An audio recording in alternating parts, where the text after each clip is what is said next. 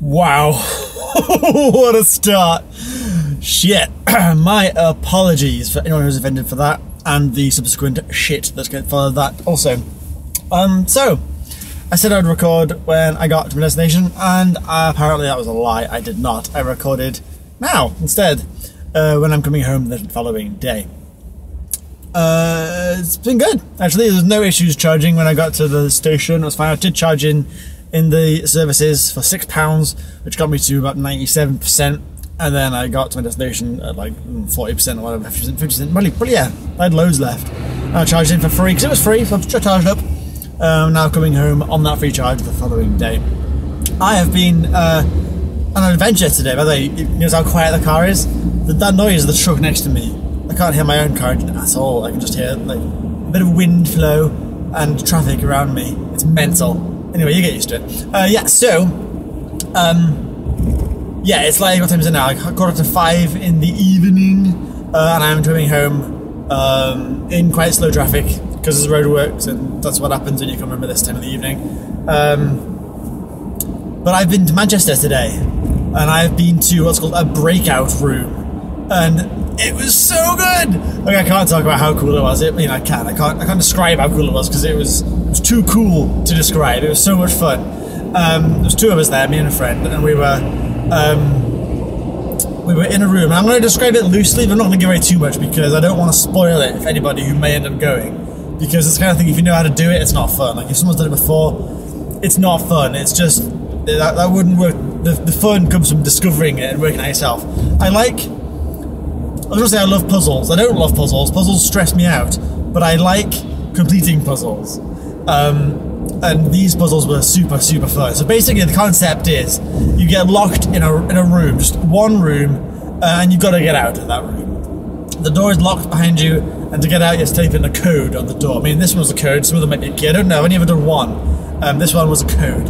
And to get the code, you had to follow a chain of events and things to find what the code is. Some of them are like padlocks, so it's difficult to find a key for it. Some of them work out a riddle to find out where something else is, or solve. There's just solving different puzzles. And I'm not going to say how any of the puzzles were done, or where any of the keys were, or anything like that. I'm not going to give any hints about how to do it. But the theme was that basically, because there's two of us, there should be at least two. It can be up to five, a minimum of two. And there's two of us. In this one, we went to visit a laboratory. This is the backstory of it. We went to visit a laboratory. And like some sort of like a sort of a talk about some sort of new life-changing drug.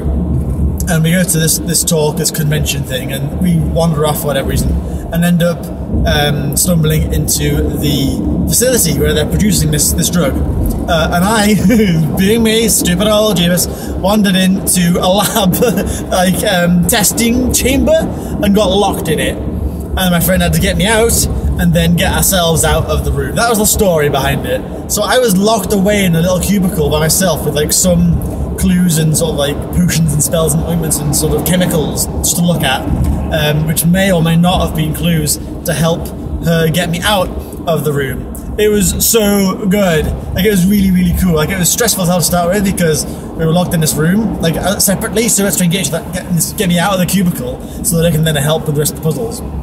And then there's like music playing in the background, and it gets faster and faster and more intense and more louder and louder as the time runs out. And I'm not going to say how anything happened, how we got out at all, but we did get out. We managed to break out of the room with 4.5 minutes left on the clock. You get an hour to get out, and I did it with 4.5 minutes left. Oh God, this is a bit wobbly, isn't it? This camera's not secured down as well as it was on my old car. I need to work out a better way of securing it, so my apologies for the wobbling, but whatever.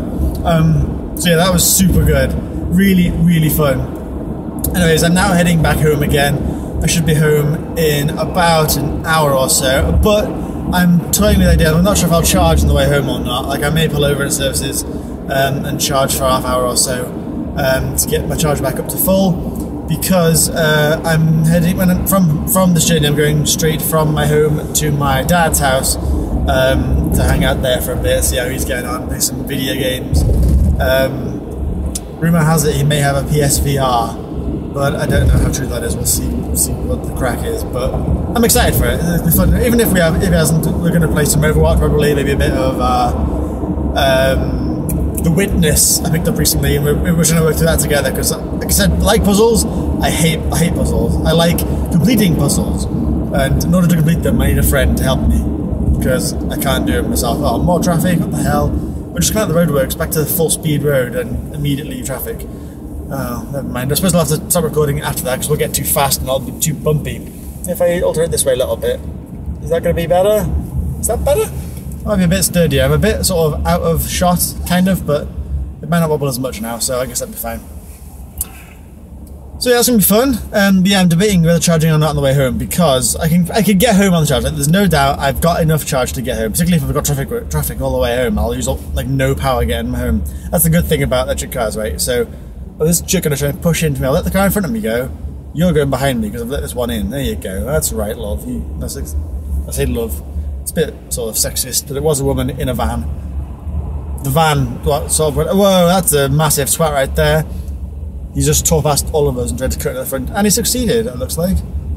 Nice one. Fine, whatever. He's not coming in. If he's still there, he's not coming in front of me. It's road rage, that is. Anyway, yeah, so I can get home on charge easily.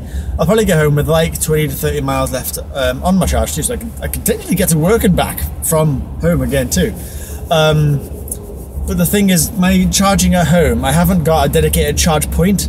You can have them installed, but because my house has some really weird electronics in it, it needs some modifications to be able to take the charge point, and they use like a lot of power to run them. So they go, basically they're connected to the power line before my home sort of gets it. So normally electricity comes through your mains and then splits off to the house, whereas these get put onto the mains before they reach the house, basically. It splits off and then goes back into my metering afterwards to work out how much power I've used. But basically they use a lot of power, and in order for my house to be compatible with this installation, I'd have to pay money to get it installed, plus the money for the box, which is more money than I anticipated it being, because I was incorrectly told the price by my dealership of some of the car, that it would be like 300 quid. Looks like it'd be about 450, plus another 100 or so to get it the actual modifications to the house. Plus I'd have to go through my mother's name, and she like lives in Spain right now, so it'd be a real pain in the ass. So it'd be about like £600 to get it installed, more or less, plus effort to get it done. And I don't need to, because I have a cable I can plug into any 3-pin regular old UK charging, like UK socket. I can plug it in there, put it in my car, and it will charge. It'll charge really slowly. So the issue I have is that if I need to go somewhere in the morning, I won't have much charge, and that will freak me out a little bit. Like I said, I've got a charge left over. I could get to work potentially, and then I could even charge for free at work. There's 4 charge points near my work that will charge for free, and quite quickly too. I can charge fully in about 3 hours or so, 3 or 4 hours. So I basically plug it in when I get there, and I go to work on my lunch break, come out and take my car down to the regular car park. So it's not a big deal. But I'm not working tomorrow, and I might want to do something in the morning. And if I have to go more than say 15 miles away, that could be interesting. So I either plug it in at home, pay like the £3 or £4 worth of electricity to charge my car there, but it takes like 13 hours. So if I need to go anywhere early on, I won't have a full charge. Or I can pay £6 and charge on the way home now in 30 minutes, up to it'll probably get me close to full. Like it'll be probably about 95% it'll get me to, if not more.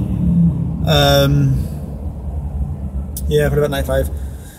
And then I drive home, and I'll be probably about 8% by the time I get home. It's about 20 miles from charge. I'll be 70-80%, and that'll be more than enough to get anywhere I need to. But it's £6 to do so. So I don't know. I'm kind of tempted to see what happens if I get to like my last services that charge quickly, and I've got like 40 miles left on the clock. Then I might just leave it. If I've got 20 or less, and if I've got 30 or less, because there's still 20 miles to get home from there, then I might charge there. Because basically, if I was getting home at like 6:30, like I would, then I would plug it in and it'd be fine in the morning. But since I'm going with my dad's, I don't want to come home at like 1 in the morning and then only have like 8 hours to charge 13 hours worth of charge. So I don't know. It's not an issue. It's not a problem. It's just stuff I think about now. It's what goes through my mind when I'm operating my vehicle. I no longer think about filling up at some point before I leave, or when I get home, whatever. I think about when's the most convenient time to charge. I don't think about like, oh my god, I better charge before just in case I run out. That's never been an issue. I've never been like, oh my god, I might run out. But it's like, when's the best time for my daily schedule to charge? That's about as hectic as it gets. Anyway, it's been about 10 minutes now. It seems about to cut off the video before I get a weird little like chunk at the end where it glitches. It happens about 10 minutes or so. I'll end it off here. Thank you very much for watching this all video, and I will see you all later.